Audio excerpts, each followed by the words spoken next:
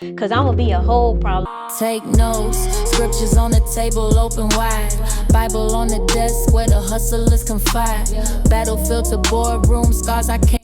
Welcome back to Taking Notes. My name is Dr. Ellison, and today we are going to do a book review. The book we are going to review today is called Original Sins, and it is by the author EveLEwing. Let's get into it. The book is called Original Sins, and it is by the author Dr. EveLEwing. A little bit about the author. She is a sociologist of education. She is an award-winning writer from Chicago. She is the author of several other works. And she is currently an instructor for the Prison and Neighborhood Art Project, a visual arts and humanities project that connects teaching, artists, and scholars to men at Statesville Maximum Security Prison through classes, workshops, and guest lectures.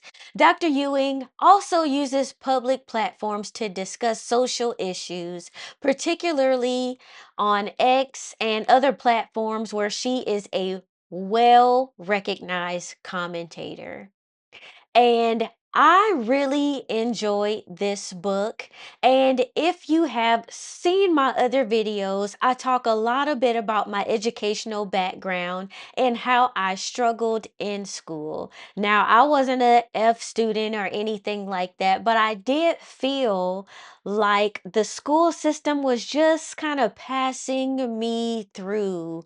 I didn't feel, now that I'm older, that I was learning what I needed to learn, just really being taught enough to get a job, but not really enough to thrive in life. And I really like this book, Original Sins. Now, who is this book for? I would say that if you live in the United States of America and you have any concerns, questions about our education system, I would say that this book is for you. If you struggled like me in school, I would say that this book is for you. If you are homeschooling young children, if you are looking at what is happening in the world and with our education system, I would say that this book is for you. If you are a person like myself that is curious about the history of our country, I would say that this book is for you because we are supposed to be teaching the next generation how they should be in society and how they can continue to develop good things for the future. And so, where does that begin? It begins in our households and within our education system. But unless you know where we came from, then we're doomed to repeat the mistakes of the past. And I really like that the author entitled this book Original Sins. Now, what drove me to pick up this book has a lot to do with the questions that the author is asking. And she says on the insert here, why don't our schools work despite seemingly endless efforts at reform, reinvention, and closing the racial achievement gap? And the author is asking a new question, which I find this question to be absolutely provoking. What if schools are doing exactly what they are built to do?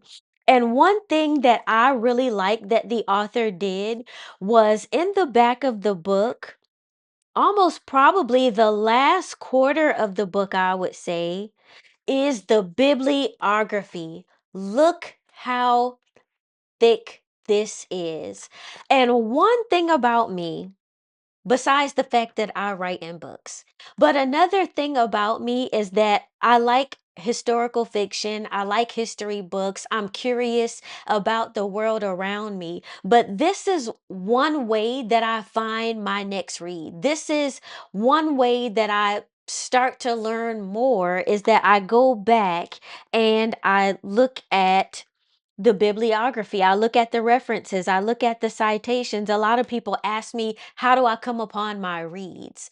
And the number one way I come upon my reads is these citations that the author has. So if they put in a note in here, there are a lot of references from the founders of America in here. There are letters in here. You know, if the authors may use maps or other references and writings or books or bibliographies from people that had something to do with this, then I will go in and read those other works. And I really like that because in our day and age, it seems like everybody has a camera. Everybody has a microphone. Everybody is so quick to want to give their opinion. And so I just find it a breath of fresh air when you have an author or when you have someone that is giving their perspective of something and they have actually sat down and taken the time to do their research. And I really like that this author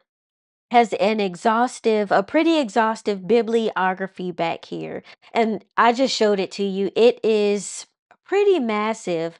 And so, you know, as people ask me, like, how did you get that next book? I will go back here and I will be like, ooh, I need to read that, or I want to learn more about that. And that will lead me into this book, and that book will lead me into my next book. And not all authors do that. So when authors do that, I am just like over the moon when I see authors do that.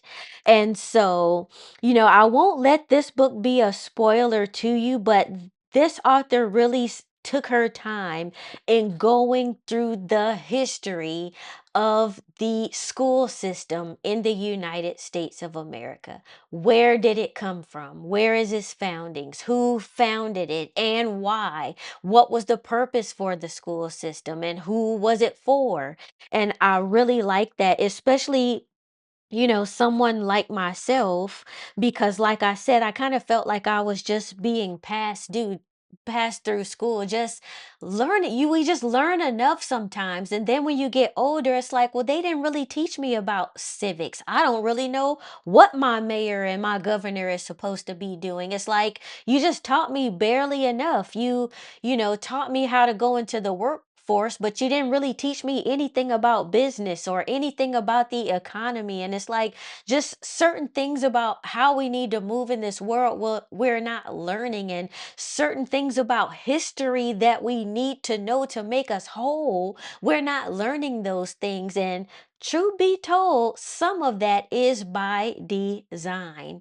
And there is something in this book, and not to spoil it for you, I am a woman that loves sports. I was, you know, an athlete growing up, and as a veteran, I was pretty athletic as well. But there is a study included in here, and it's about the NFL. And it talks about how the NFL was sued by some NFL players because of some traumatic brain injuries that they had as a result of, you know, just how traumatic that sport is, how rough and tough it is. If you watch the NFL, then you know, you know. But how they did not want to pay the same amount to the black NFL players. And why is that? In this book, the author lays out, it says the NFL agreed in a class action settlement to pay out millions of dollars to former players diagnosed with dementia and other cognitive challenges. And they attempted to pay black players less money based on the use of racial normative adjustments. And one thing that is in this book that is a kind of like a thread that is weaved in there is that there is this belief since the inception of this country that there are certain groups of people that are intellectually inferior to others. And there is another quote in here, and this one also blew me away, and it is by former President Jefferson. And it says, every animal on the farm except my Negroes. Let me say that again. Every animal on the farm except my Negroes. And this was in a 1794 letter that Jefferson wrote. And he was writing in his frustration as he was growing some things on his farm. And he was having some issues with his land and the need for cheap articles of food. And he considered the Negroes on his farm as just another one of his others of his farm animals. And his letter was later refuted by a highly intellectual black man who in turn wrote a letter, and how we are all created in the image of God. So, how can we be intellectually inferior? But it's just fascinating to know that even in this day and age, that there is still that belief system that certain people are intellectually inferior, that is still being taught, that is still being put into, you know medical language. And so I just really like this book. I really like learning that history because it will kind of explain some things for you. And if you've been walking on this earth as long as I have, it is just interesting to read. And I think everybody should read it. I think reading diverse type of books, I think reading history allows us to just kind of see where we are in the world and just how we think that we've come far because we have artificial intelligence, we have smartphones, we have all of these things, but there are certain things about the way that we think in this world that hasn't really changed at all. And a lot of it is rooted in our education system. So, I think that this is a good book. I think that the author did a really good job in really plain language going back and breaking down the history. I would definitely encourage you to read it because as I said, we are all created in the image of God, and it's just funny to know that some people would compare, another human being to an animal or to a dog. Well, you have cocker spaniels, or you may have a labrador, and this dog is good at smelling things well, and this dog may be good at this, so that may mean this dog is smarter than this dog at doing this. And it's like, but how are you going to compare? God never compared human beings to animals. And it's so funny how human beings like to have this hierarchy, like to have to rack and stack people. But God never played any favorites. And so I just like that the author entitled this book Original Sins. And to me, that just takes on a different type of context, a different type of meaning in multiple facets. That title to me just means a lot of different things. Original Sins by EveLEwing. And that's my review of the book. What are you reading? Do you think that you would pick up a book like this? How are you educating your young ones if you have them? What experiences have you had in the school system? Good, bad, or indifferent? What do you think about standardized testing?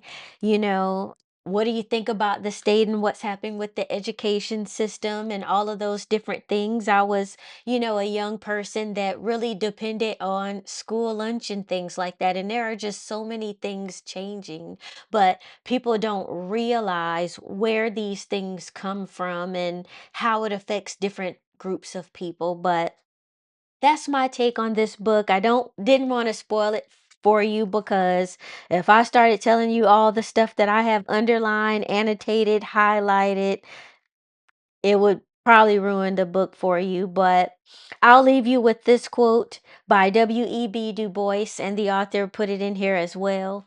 How does it feel to be a problem? How does it feel to be a problem? Because I'm going to be a whole problem, because I am going to continue to read and just to diversify my mind, because there's just some things that we're not going to learn at school. And so I thank you for taking your time and watching this book review. I can't wait to do the next one. And be blessed. I am encouraging you. Now go encourage someone else. Yeah, And as always, as we observe the world yeah, around yeah, us, yeah, we're always going to take yeah. notes. Oh, Take notes, scriptures on the table open wide.